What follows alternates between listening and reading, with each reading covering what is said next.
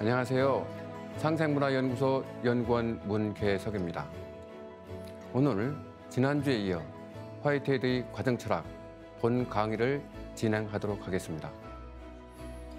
본 강의를 위해 화이트헤드 과정철학의 대가이신 문창옥 교수님을 이 자리에 모셨습니다. 교수님 안녕하세요. 네, 안녕하세요.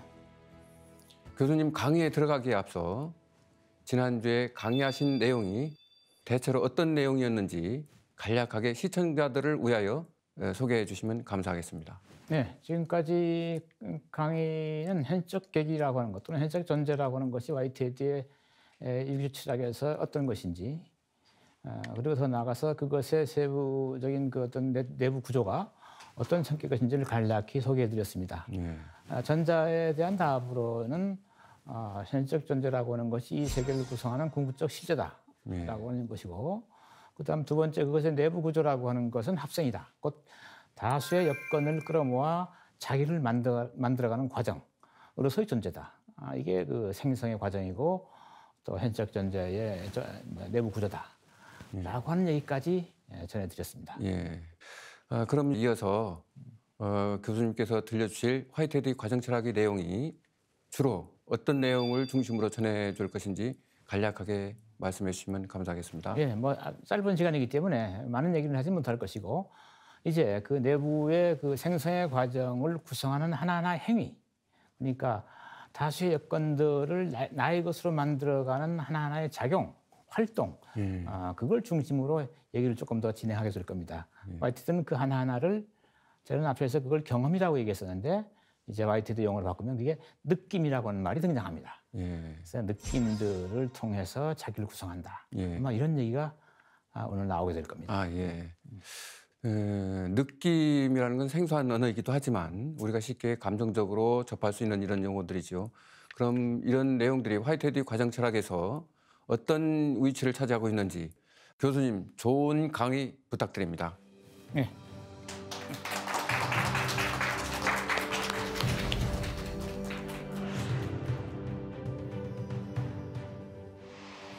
네, 지난 시간에 이어 오늘도 화이트헤드의 텍스트를 같이 읽도록 하겠습니다. 그런데 다만 지난 시간에 읽었던 마지막 그 구절이 충분히 해명되지 못하고 시간 관계상 다음 시간으로 미뤄졌던 것으로 우리는 기억하고 있어요. 그럼 거기를 한번 돌아가 보죠. 다시. 네. 에어 문단의 이 부분입니다. 자, 현실적 존재 하나하나는 그 여건에서 생겨나는 경험의 행위로 간주된다.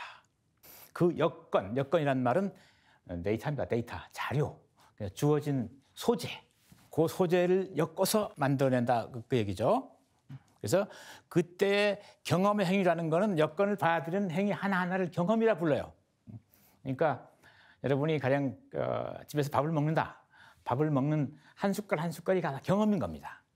그렇죠? 그리고 또 뭐 어떤 드라마를 본다. 한 장면을 보면서 그 취하는 것, 화면을 취하며 즐기는 것, 그것도 경험입니다. 그런 식으로 이 사람은 일반화시켜 써요. 경험이라는 말을. 그러니까 현실적 존재는 다양한 여건들을 경험하는 가운데 자기를 만들어간다. 뭐 이런 얘기예요. 그다음 이때 다른 현실적 계기들의 객체화는 어떤 현실적 계기가 그것으로부터 생겨난 주어진 여건을 형성한다. 말이 좀 어려운데 다시 쉽게 풀면 다른 현실적 계기들의 객체화라고 하는 것은 이제 생겨나고 있는 현실적 계기가 다른 놈들을 이렇게 자기 것으로 삼을 거 아니에요. 그렇죠? 그 자기 것으로 삼는 그 행위를 객체화라 그래요. 그러니까 내가 밥을 먹어요. 밥을 한 입 딱 입에 물었어요. 그 밥은 나에 의해서 객체화되었어요. 주어진 객체가 됐다. 나는 경험하는 주체이고 그놈은 객체로서 나에게 주어졌다 이 말이죠. 그 말입니다. 그래서 나에게 주어진 여건이 된다. 그 뜻이 객체화입니다. 같은 말이에요. 그러니까 그렇게 다른 현실적인 객체화가 돼서 어떤 현적 제기가 생겨날수록 하는 여건이 만들어진다. 그런 뜻이에요. 이해하셨어요? 어떤 현적 존재들을 이미 현적 존재가 이제 객체화해요. 그건 저것을 내 것으로 삼겠다. 그 뜻이에요. 그래서 내 것을 삼으면서 나는 생겨나는 거예요. 근데 그 삼아진 그 내 안에 들어온 그 내용, 그건 여건이 되는 거죠. 밖에 있을 때 객체가 되었다 뜻이에요. 그래서 그걸 내 것으로 끌어들인다, 수용한다. 이게 이른바 여기서 말하는 뭡니까? 그 경험이에요. 그리고 경험에서 들어오면 그건 나를 구성하는 여건이 되는 거예요. 데이터가 되는 거죠. 나의 소재가 된단 말이죠. 이해했어요? 이해했어요? 그러니까 그림으로 그리면 세상에는 나 외에 다른 존재들이 많아요. 이렇게 나 주변에. 그래서 내가 이제 만들어질 준비를 하고 있어 이렇게. 이렇게 이렇게 나의 그 삶단 말이죠. 이 하나하나를 뭐라 그런다? 경험이라 그런다. 그죠? 이렇게 나의 그 삶께서 바라보는 이 행위, 나와 관계 있는 행위, 이거를 객체화라 그래요. 그래서 이게 나를 구성하는 소재로 들어와요. 그럼 이거 데이터예요. 곧 여건이란 말이에요. 여건. 말이 어려워서 그렇지 사실 간단한 얘기를 지금 조금 꼬아놓은 거예요. 그러니까 현실 존재가 생겨나기 위해서는 다수의 그러니까 나 아닌 것들이 필요하다. 그 계기 아닌 것들이 필요하다. 그것들을 소재로 삼아서 나를 만들어간다. 이 얘기를 좀 조금 어렵게 한 겁니다. 전달하고자 하는 메시지는 간단해요. 오케이? 그다음 각각의 현실 계기는 새로 생겨나는 겁니다. 그 작용 범위 내의 현실 세계를 포함하는 경험의 약동이다. 경험의 약동이라는 말은 지난 시간에 경험의 방울이라는 말을 한 번 한 적이 있어요. 첫 시간에. Drops of Experience라고 해서. 그러니까 다수의 여건, 다수의 객체를 모아서 하나의 경험의 단위를 만드는 거예요. 이제 뭉쳐가지고. 마치 소복이 쌓인 눈을 이제 끌어모아서 눈자를 만들듯이 그때 만들어지는 경험의 덩어리, 그 방울입니다. 그게 현실적 계기예요. 이미지가 비슷하죠? 좀 내가 좀 투박하지만 다양한 것들을 엮어서 나를 만들어가고 있단 말이죠.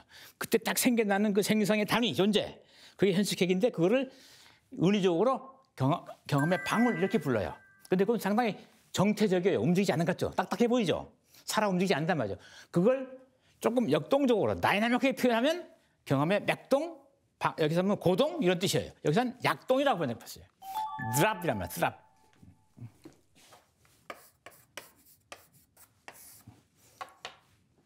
맥동. 그러니까 팔딱 뛰는 거예요. 심장이 팔딱 뛰는 거, 고동하는 것. 이런 걸 의미해요. 그러니까 볼록 하는 거죠. 그러니까 이렇게 자기 작용 범위 내의 현실을 포함하는 경험의 약동이다. 세계를 나의 것으로 가져오고 있다 이거야. 나 이외의 다른 모든 것들을 나의 것으로 품어 끌어들이는 그런 경험의 행위다 말이죠. 그런데 그게 팔딱 뛴다 이렇게 표현하고 있어요. 미세한 경험이기 때문에 그렇습니다. 그런데 작용 범위 내의 현실이라는 말이 좀 약간 마음에 걸릴 수 있죠. 작용 범위 내의 현실이라는 건 도대체 뭘까? 그럼 작용 범위 밖에 현실 세계가 있다는 얘기예요. 그렇죠. 이런 말은. 그렇지 않겠습니까? 말의 대비상. 그러니까 한 생성하는 이제 계기가 나의 작용 범위 내에 있는 현실 세계가 있고 그 밖에 현실 세계가 있다는 것은 보인단 말이죠. 그럼 맞는 말이에요. 왜 그런 거니? 이건 아주 물리학적으로 이제 우리가 쉽게 설명할 수 있는데 우리가 별을 지금 보고 있을 때 만약에 밤하늘이라 그러면 그건 우리가 어쩌면 몇천 년 전의 별을 보고 있을 수 있죠. 그렇죠? 그렇잖아요. 뭐 멀리가 떨어져 있으면 몇 광년 떨어진데 그 별을 볼 수 있잖아요. 그런데 한 10광년 좀 떨어진 데서 별이 생겨났어요. 근데 그 생겨난 지 10년이 안 됐어요. 한 5년밖에 안 됐어. 그러면 그 별이 나한테 오겠어요, 안 오겠어요? 아직 못 왔죠. 그렇지요? 그러면 지금 생겨나서 빛을 막 발산하고 있지만 나의 경험은 아직 도달하지 못했어요. 그렇죠? 그러니까 작용 범위에 있지 않아요. 그놈은. 그렇죠? 시간상 멀리 떨어져 있는 데서는 그 일어난 변화는 나에게 아직 영향을 미치지 못해요. 그렇죠? 그런 거는 작용 범위 내에 있지 않아요. 그러니까 물리적으로 작용 범위 내에 있다라고 하는 것은 시공간적으로 나에게 영향을 미칠 수 있는 한계 내에 있는 존재들이면 모두 나는 그걸에서 영향을 받는다 그 뜻이에요. 다만 그게 불가능한 영역에 있는 것도 있을 수 있다. 그러니까 시공간적으로 너무 멀리 떨어져 있어서 그 역사성이 아직 나한테 이르지 못할 때 그때 그거는 나의 작용 범위 내에 있지 않다. 그 얘기를 하고 있는 겁니다. 그러니까 나중에 또 반복하게 될 거예요. 어쨌든 그런 의미로 새기세요. 그 다음은 맨 마지막 문장입니다. 그것은 다수의 여건들을 하나의 개체적 만족의 통일 속으로 흡수하기 위해 그 여건들을 느끼는 과정이다. 이건 아까 한 말인데 새로운 말이 등장했어요. 다수의 여건들. 그렇죠? 다수의 저 데이터들 말이죠. 하나의 개체적 만족의 통일 속에, 하나의 개체적 만족의 통일 속에 이 통일성, 이 자기의 통일성을 요구합니다. 그러니까 다수를 영어로 the one,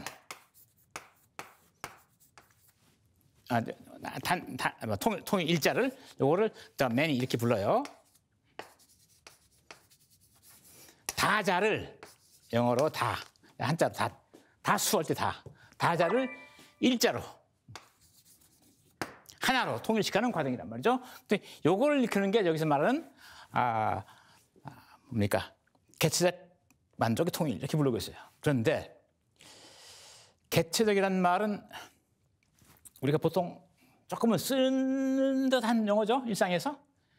어디서 많이 들어봤죠. 개체란 말은. 그죠? 개체란 말은 워낙에 그 영어의 원을 따지면 individual 해가지고 더 이상 쪼개지 못한 존재. 쪼개면 그 정체성이 사라져버리는 존재.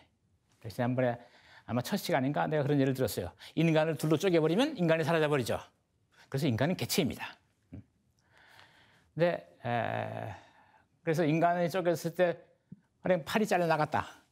팔은 스스로 독립해서 존재하지 못해요. 그래서 사라져버릴 거예요.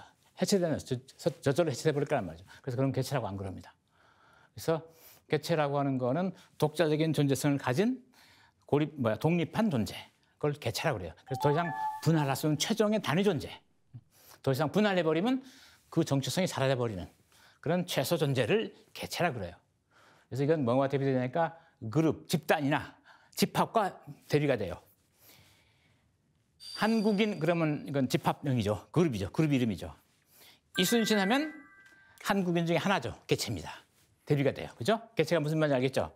그러니까 이거는 하나의 개체, 독립된 존재라 그 뜻이에요. 개체적이면서 단 내부의 통일성을 갖고 있다. 일자성을 갖고 있단 말이죠. 다자에 대비되는 표현입니다. 그러니까 다수를 엮어서 하나가 되고 있다. 그것을 달리 표현한 거예요. 다만 만족이라는 말이 문제죠. 이 만족. 원래 만족이라는 말은 일상에서 많이 쓰는 말이니까 말 자체가 어렵진 않아요.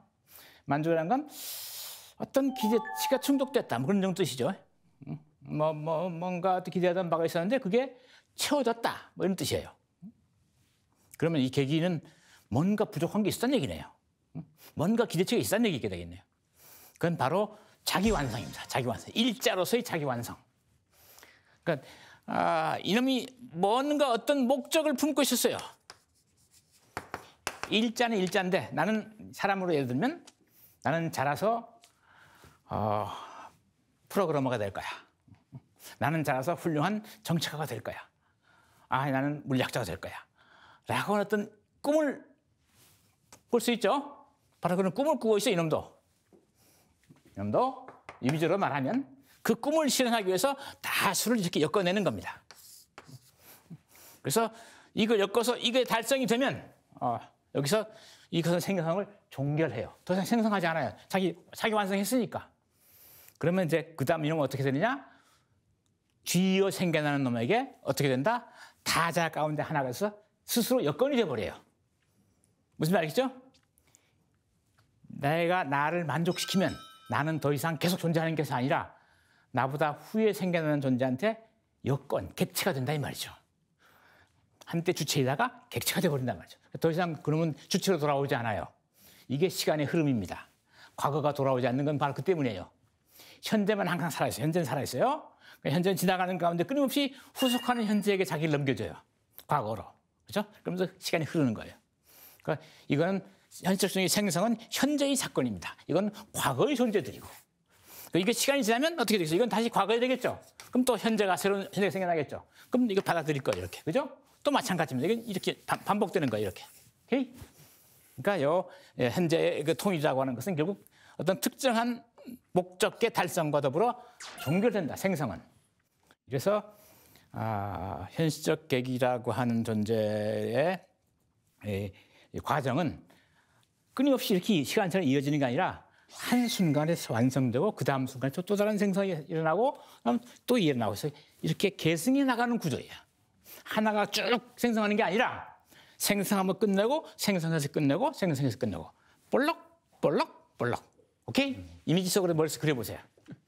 이게 현실적 계기들의 생성 과정입니다. 오케이. 자, 다수의 여건들 객체적 만족의 통일성이 흡수하게 이 목적을 달성한 이쪽으로 끌어들이기 위해서 이 여건들을 느끼는 과정이라는 말이 등장합니다. 느끼는 과정. 이 느낌이란 말. 이게 필링이에요. 이거는 평소에 많이 쓰는 말이에요. 그죠? 우리가 뭐 느낌이란 말만 쓰잖아. 근데 왜 갑자기 이런 식의 용어를 여기다가 엄정한 형이상학적 서술에다가 끌어들일까? 나중에 곧 이유가 나와요. 그러나 일단 이건 어떤 의미로 쓰고 있느냐? 대상을 나의 것으로 삼는다라고 하는 의미로 쓰고 있다. 그러니까 지금까지 내가 경험한다라는 말을 대신하는 말이다. 아까 경험한다는 말 쓰다고 그랬죠. 밥을 먹는다. 그건 나는 밥을 경험한다. 그죠? 내가 커피를 마신다. 커피를 경험한다. 여기 오면 어떻게 바뀌겠어요? 나는 커피를 느낀다. 밥을 느낀다. 이 대기를 느낀다. 이런 게 되는 겁니다. 그 느낌의 과정은 나를 만들어 과정이에요. 그 여건을 통해서. 오케이? 그러니까 이제 말이 이제 경험에서 느낌으로 바뀌었어요. 경험이라고 하는 experience라는 말을 느낌이라는 말을 이제 바꾼 겁니다. 그러니까 여기서 느끼는 과정이라는 경험하는 과정이라는 말이 다른 표현에 불과해요. 특히 어려운 거 없죠. 왜 이 표현을 쓰는가 하는 이유는 뒤에 가서 보완 설명하겠습니다. 자, 여기까지가 지난 시간에 다 마무리하지 못하고 건너갔던 문단의 마지막 부분이에요. 그렇다면은 여기서 말하는 그 느낌이라든지 만족이라는 이런 개념들은 가치 평가를 하는 그런 개념들인데 이런 형이상학적 존재들에 대해서 저런 말들을 쓸 수 있을까? 과연 그것이 합당한가 하는 의심이 좀 드는데요. 그건 이제 뒤에 가서 할 얘기긴 하지만 질문이 남았으니까 내가 그 얘기했죠. 왜 느낌이라는 말을 쓰는지. 화이트헤드는 존재와 가치를 분리하지 않아요. 존재하는 것들이 다 가치를 구현하고 있는 겁니다. 우리가 아무도 보지 않는 사막 한가운데 아름다운 꽃이 피었어요. 아무도 보지 않아요. 그 꽃은 아름다운가 과연? 그 꽃은 스스로 아름다운가? 아니면 인간이 보고 참 아름다워 해서 비로소 아름다운가? 여러분 어떻게 생각하세요? 아무도 보는 사람이 없는데 그게 아름다울 수 있을까? 이 두 견해를 놓고 서양의 전통 가치론, 윤리학은 의견이 갈립니다.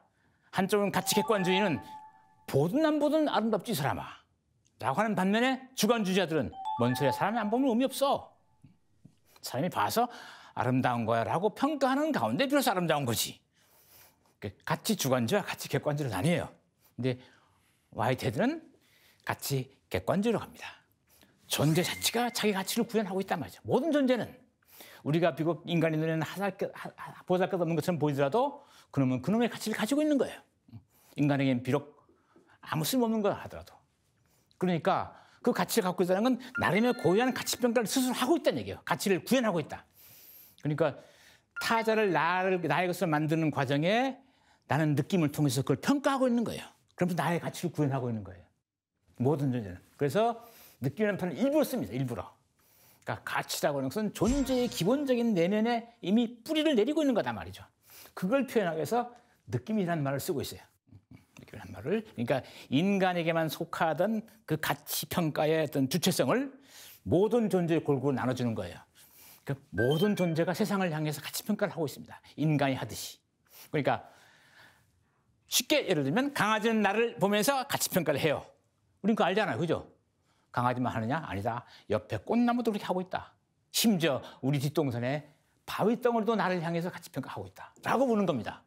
모든 존재가 고유하게 가치 평가를 하는 가치의 중심이란 말이죠. 인간만이 가치 평가를 하고 나머지는 가치가 없다는 건 대단히 인류학적인 편견이다. 그런 얘기입니다. 그래서 느낌이라는 말을 일부러 쓰고 있어요. 물론 느낌이라는 말을 화이트가 처음 쓴 사람은 아니에요. 이 표현을 윌리엄 제임스라고 하는 당시 동시대의 철학자, 미국 철학자가 썼어요. 그래서 그걸 거기 착안해가지고 이 사람이 그걸 형이상학적으로 좀 더 일반화시켜서 자신의 책에서 하나의 전문 용어로 사용하고 있습니다. 제가 좀 설명이 다시 나와요. 예. 그렇다면은 아름다운 꽃을 볼 때 꽃을 느낀다라고 했을 때 그 꽃의 인간을 맞이하는 그런 마음으로 느낄 수 있는 거고, 그럼 꽃이 인간을 바라볼 적에 저 인간은 나에게는 별로 안 좋아라고 하는 것들도 꽃은 느끼고 있을 수 있다라고 생각해 볼 적이 어떤 우리는 일상적인 용어로 기운이라는 말을 많이 쓰잖아요. 기운. 예, 기운. 저 사람은 참 기운이 참 좋아. 그래서 그 기가 나하고 잘 맞아 들어가라고 하는 그런 경험적인 그런 느낌 같은 거 아닐까 그런 생각도 해볼 수 있겠는데요. 그거는 뭐 텍스트를 읽는 사람의 주관적인 해석은 얼마나 가능하죠. 뭐 내가 여기서 그렇게 해도 된다, 해서 안 된다라고 하기는 좀 내 영역을 넘어선 것 같고 읽는 분이 그렇게 이해해주면 되는 거죠, 물론. 그러니까 이 텍스트를 읽으면서 난 이렇게 보겠다라고 하는 건 제가 열어두겠습니다. 그러나 그렇게 할 수 하거나 해서는 안 된다거나 그만 내 권한에 넘어서는 것 같아요. 오케이. 네, 자, 감사합니다. 여기까지가 그러면 이제 우리 문 박사님까지의 질문이고 또 그밖에 플로어에서 누가 혹시 네, 교수님, 저 질문이 있는데요.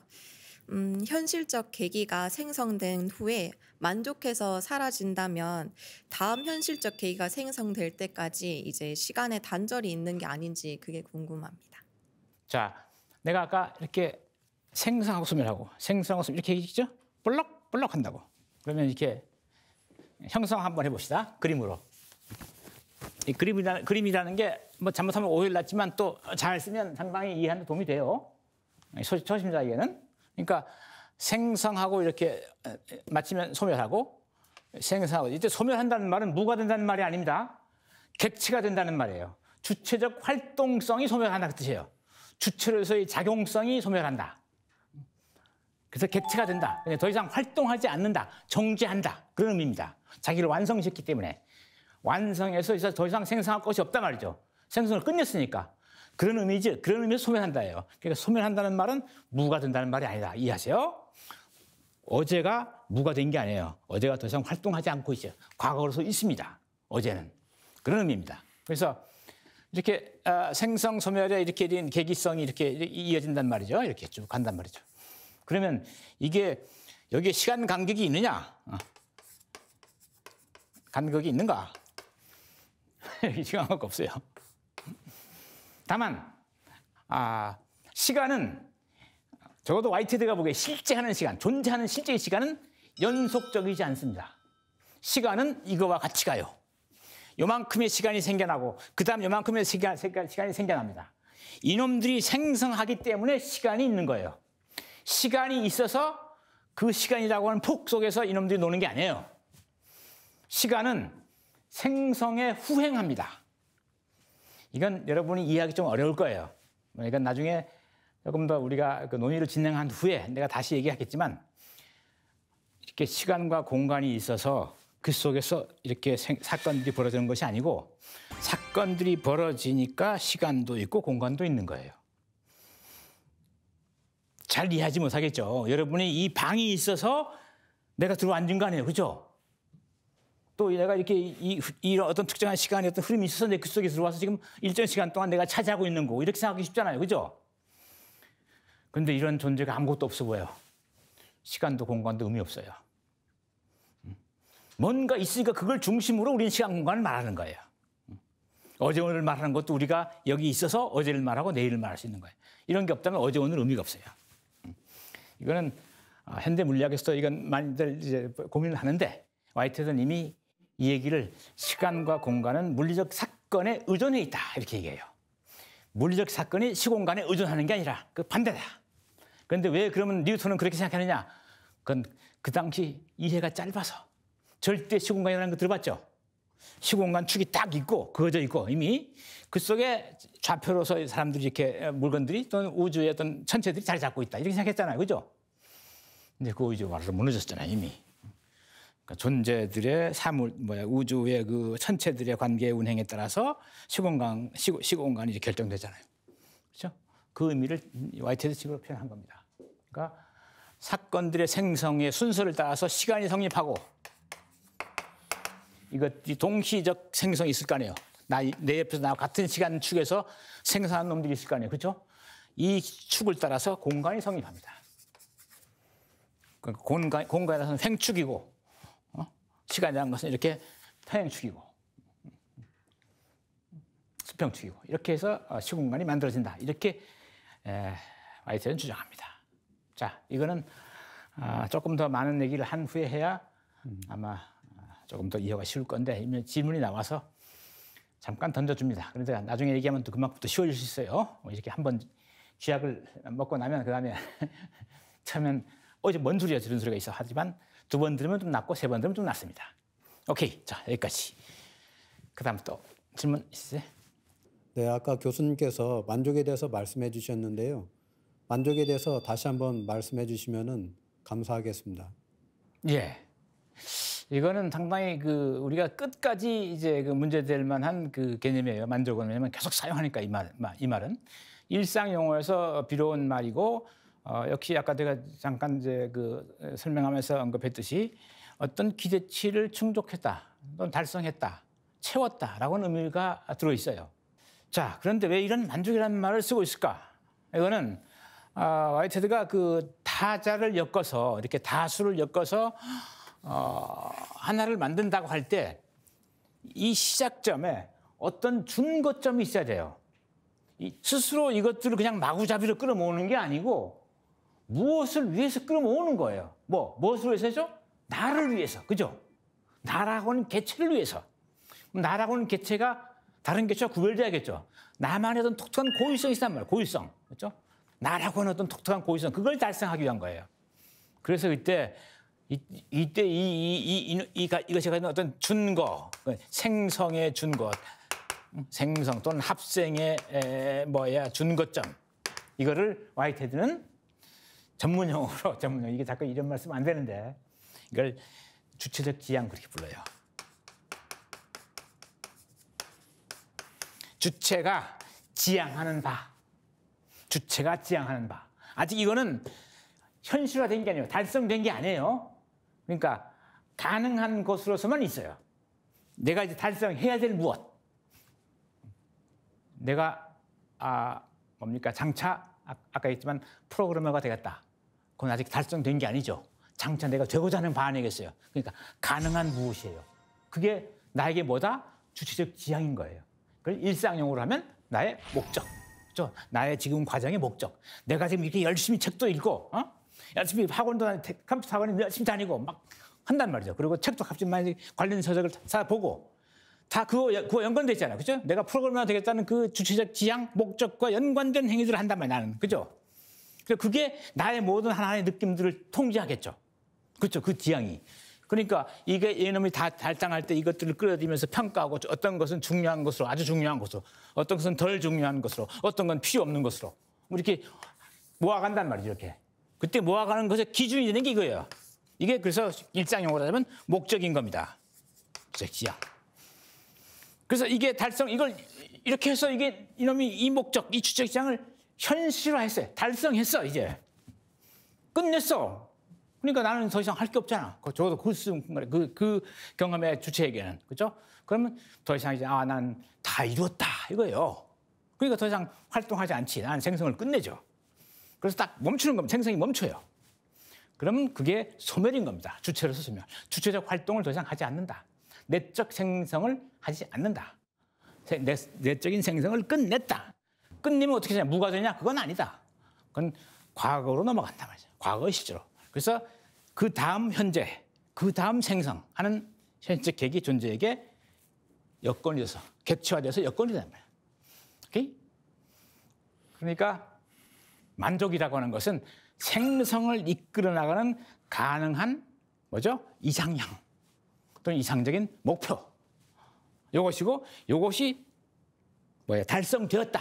그 달성됨을 만족이라고 부르고 있는 거예요. 일상 용어에서 우리가 그렇게 쓰기 때문에 그냥 갖다 쓰는 거예요. 우리 만족이라는 말을 그렇게 쓰니까 어떤 기대치가 이루어졌단 말이죠. 어떤 희망을 달성했단 말이죠. 그러니까 난 만족스럽다 하잖아요. 그 말을 그대로 갖다 쓴 거예요. 유비적으로. 그런 의미입니다. 그래서 이 사람은 와이테드는 이 말을 상당히 중요한 용어로 쓰고 있어요. 만족을. 아까 느낌이라는 용어를 그렇듯이. 그러니까 아주 평소에 우리가 흔히 인간의 심리 상태를 표현하는 말들인데 느낌이라는 말도 그렇고 만족이라는 말도 그렇고 이걸 그냥 갖다가 그냥 쓰고 있어요. 근데 이때는 인간적 의미의 만족이나 인간적 의미의 느낌이 아닙니다. 존재 전체가 가질 수 있는 느낌이고 존재는 누구나 느낄 수 있는 느낌인 거예요. 그것만 염두에 두시면 돼요. 그렇죠? 그러니까 인간이라는 색채를 탈색시켜버리고 생성하는 존재면 누구나 어떤 존재든 가질 수 있는 경험들, 그걸 만족이라 부르고 느낌이라 부르고 있다. 됐습니까? 오케이. 다음 문단입니다. 느낌이라는 말을 조금 더 설명하고 있어요. 여기서 느낌이라는 말은 제가 아까 조금 설명했었죠. 여건의 객체성으로부터 문제제는 현실적 존재의 주체성으로 이행하는 기본적인 일반적인 작용을 지칭하는 데 사용되는 용어다. 뭐 말이 긴데 그냥 객체에서 주체로 넘어오는 그 과정, 객체가 주체로 이렇게 주어지는 그 일반적인 작용, 그거를 그냥 느낌이라고 부른다. 그러니까 요거 하나하나 요게 느낌. 객체에서 주체로 넘어가는 트랜짓하는 그 작용을 느낌이라 부른다. 느낌은 주체성으로의 전환을 가능한 다양한 특수화된 작용이다. 뭐 이건 그러니까 주체가 객체에서 주체로 가는 그 작용을 특화된 표현으로 부르는 말이다. 뭐 같은 말입니다. 반복되고 있어요. 이것은 일부의 실제로는 철학자들이 말하는 중성 소재를 대체한다. 이건 어려운 말입니다. 설명이 필요해요. 현실적 존재는 과정이며 그것은 소재의 형태로는 기술될 수 없다. 이것도 조금 더 설명이 필요해요. 간단히 설명하고 오늘은 아마 이것에 대한 여러분의 질문을 받을 시간은 안 될 거예요. 그러나 내가 기본적인 설명을 하고 다음 시간에 이거 관련된 질문을 받으면서 조금 더 심화된 이해를 추구하도록 해보죠. 자, 그러면 저 밑에 세 번째 줄, 일부 실제로는 철학자들이 말하는 중성적 소재를 대체한다. 느낌이란 말이 그렇다는 얘기예요. 중성적 소재, 뉴트럴 스타프.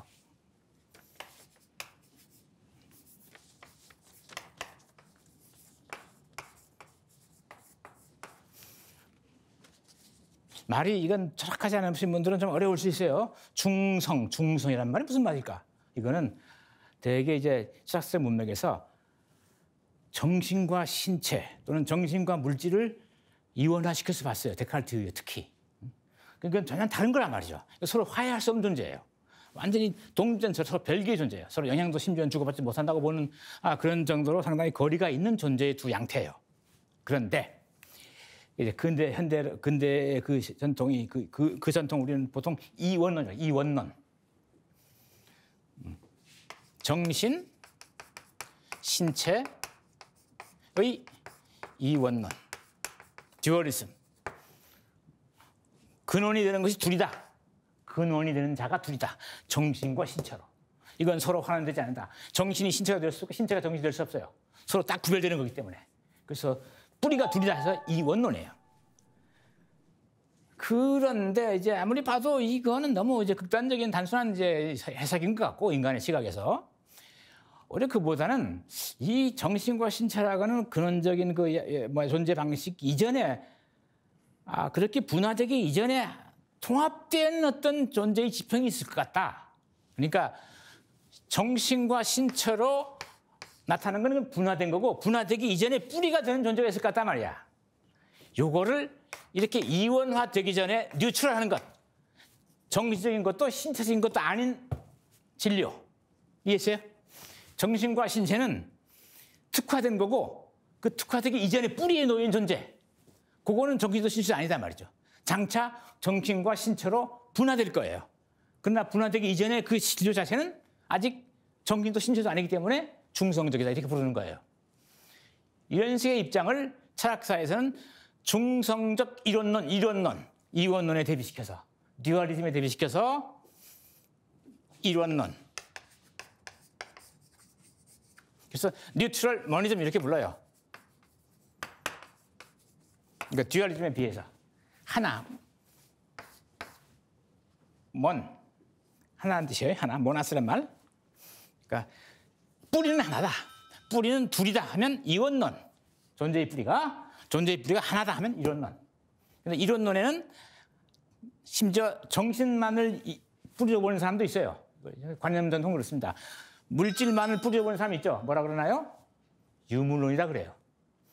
근데 그게 아니라 정신도 물질도 불충분하고 그걸 그렇게 양쪽의 특성으로 분화되기 이전에 보다 근원적인 존재의 상태는 정신도 물질도 아닌 것이다. 그 이전에 그건 중성적인 것이다. 그래서 그걸 중성적 이론론 이렇게 불러요. 그러니까 이 말을 여기서 지금 굳이 중성적 소재를 대체한다라고 하는 까닭은 느낌이라고 하는 것이 이거 주체, 객체, 이거 느낌이죠. 이거 객체화 시켜서 이걸 주체가 된단 말이죠. 그러니까 느낌이 객체를 특정하고 그 느낌이 건너와서 주체를 만들어요. 그러니까 주체와 객체가 먼저 있고 느낌이 생겨나는 것이 아니라 느낌을 통해서 객체가 성립하고 주체가 성립해요. 아까 받아들이면서 만든다 그랬잖아요. 그죠? 다수의 객체를 받아들이면서 나를 만든다 그랬잖아요. 받아들이는 행위는 느낌이에요. 그죠? 그러니까 이 느낌은 나를 만드는 소재예요. 동시에 이놈은 객체를 객체로 만들어주는, 자격을 주는 객체에다가 난 저놈을 받아들일 거야 라고 해서 객체로 지목한단 말이죠. 그 행위의 산물이에요. 객체 또한. 그러니까 느낌이라고 하는 게 더 근원적인 중성인 거예요. 두 개에게 선행해서. 느낌이 있으니까 비로소 느낌의 객체와 주체가 생겨난다 이런 의미예요. 자, 이 말이 좀 어려우면 조금 쉽게 해볼 수 있어요. 이건 윌리엄 제임스라는 사람의 말을 빌어서 경험이라고 하는 거를 20세기 초에 어떻게 인간이 이해했나니까 하나하나의 지각 활동을 통해서 그것을 통해서 구성되는 것으로 봤어요. 나는 사과를 먹으면서 빨간색을 보았고 둥근색의 형태를 보았고 신맛을 느꼈고 단맛을 느꼈어. 사과라는 것은 이런 식의 경험의 복합체야. 이렇게 이해했어요. 그러니까 하나하나의 개별적인 경험의 여건들을 종합해서 사과에 대한 경험을 만든다. 이렇게 생각했죠. 그런데 윌리엄 제임스는 그런 것 같지 않다. 보다 근원적인 경험이 있고 그것들을 반성해서 이렇게 분석해서 무슨 신맛의 경험, 붉은색의 경험, 뭐 단맛의 경험이 생겨나는 거다 말이죠. 근원적으로 인간은 의식적으로 이렇게 분별하기 전에 존재와 나는 하나의 경험류 속에서 만나고 있었다. 사과와 나는 내가 의식적으로 그걸 분별해서 이렇게 맛보기 전에 교류를 하고 있었단 말이죠. 그걸 순수 경험 그렇게 불렀어요. 순수 경험. 그러니까 여러분 옆에 사과가 있어요. 나는 그걸 보고 있지 않아요. 그러나 그는 거 나는 교감하고 있단 말이야. 옆에 있어서. 이건 상당히 뭐라고 하냐. 초월적인 어떤 시각이에요. 그러니까 인간의 경험이라고 하는 것이 갑자기 판명한 방식으로 일어나는 것이 아니라 이미 어떤 교류가 있었고 그것 중에 일부를 특화시켜서 생겨난 것들이 뽑아낸 것들이 빨강색에 대한 경험이고 뭐 신맛에 대한 경험이고 단맛에 대한 경험이지 그 이전에 모호하면서 아주 복잡한 그런 어떤 교감이 있었단 말이죠. 그 교감을 순수 경험이라 불러요. 순수 경험. 그러니까 순수 경험. 이게 어려운 말인데 pure experience. 이게 있고 이걸 통해서 이거 아주 복잡하고 뭡니까? 소란스러운 거예요. 소란스러운 거란 말이죠. 이걸 놓고 인간이 반성해서 여기서 파랑에 대한 경험 또는 빨강에 대한 경험 또는 단맛에 대한 경험을 이렇게 뽑아내는 거예요. 그리고 이 맛을 보는 주체를 주체, 주관 또는 정신 또는 의식 이렇게 부르고 이 주어지는 놈을 객체 또는 물체 이렇게 부른단 말이죠. 그러니까 맨 처음에 있는 건 이거예요. 이게 있고 그다음 여기서 이런 식의 것들이 추출되고 반대로 이것의 원천으로 물체가 추출되고 그래서 주체가 여기 생겨나고 그래서 주객이라고 하는 것은 먼저 있고 경험하는 것이 아니라 경험류 속에 같이 떠 있다가 반성을 통해서 우리가 여기까지는 주체 내 거고 요건 저쪽의 것이고 나는 이걸 경험하고 있어 라고 우리가 분석하는 거지 우리의 의식적으로 존재 자체가 그런 건 아니다 이거죠. 존재 자체는 이미 만나고 있었단 말이에요. 저놈하고 나하고는.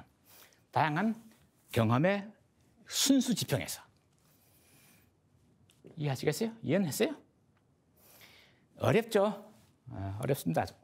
이걸 그래서 인간의 경험이라고 하는 것이 이렇게 그 데카르트가 흔히 명석판명한 지각을 통해서 세상을 인식한다. 그래야만 성공할 수 있다라고 하는 그 주장을 공박하는 거예요. 우리는 세상을 그렇게 명석판명한 지각으로 경험하는 게 아니라 모호하게 먼저 경험하고 그러고 나서 좀 더 잘 알기 위해서 우리가 분석하는 가운데 명석한 생각들이 경험이 생겨나는 거단 말이죠. 그러니까 명석한 경험을 통해서 세계를 만나는 게 아니라 이미 모호한 경험에서 세계를 만나고 있다. 그중에 일부를 추출한 것이 명석한 경험일 뿐이다. 그러니까 명석한 경험이 기본이 아니다. 기본은 모호한 복잡한 경험이 기본이다. 이 얘기를 하고 싶은 거예요. 이해했어요? 뭐 시도의 구도 자체는 이해를 했을 거라 봐요. 그러나 이게 어떤 의미를 갖는지는 아직 분명치 않죠.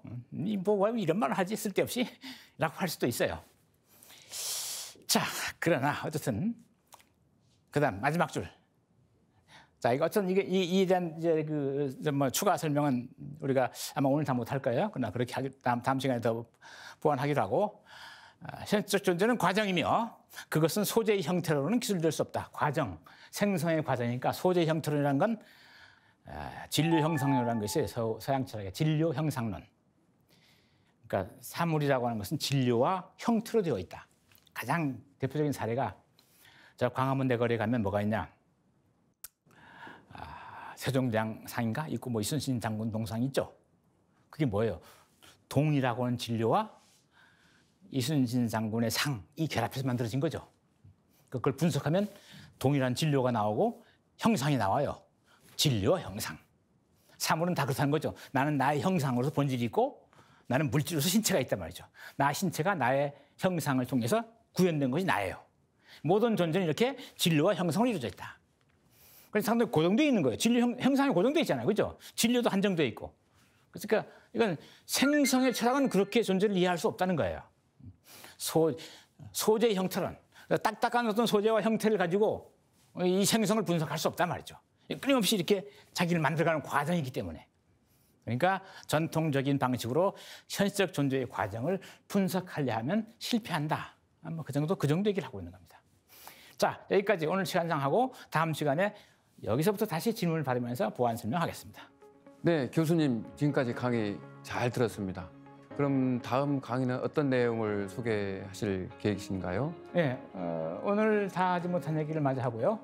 이어서 느낌, 그럼 좀 더 나가서 느낌과 대비되는 용어로 팍이라는 용어를 통해서 생성의 과정의 세부적인 내용을 조금 더 들여다볼 수 있는 기회가 될 겁니다. 네, 감사합니다. 그럼 다음 시간을 기대하면서 이것으로 강의를 마치도록 하겠습니다. 감사합니다.